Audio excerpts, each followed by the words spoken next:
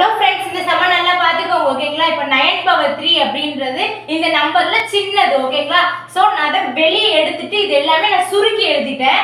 இப்போ சுருக்கி எழுதிட்டேன்னா 9ன்றப்ப இங்கே ஆட்டோமேட்டிக்காக 1 ஆயிடும். ஏன்னா நான் வெளியே எடுத்திருக்கேன் இல்லையா. பேலன்ஸில் வந்துட்டு 9 பவர் 3 இதில் போச்சு அப்படின்னா பேலன்ஸ் எவ்வளோ இருக்குது? 9 பவர் 1. இந்த ஃபார்மேட்டில் தான் மேலேயும் கீழேயும் சுருக்கி எழுதியிருக்கேன். நல்லா புரிஞ்சுக்கோங்க.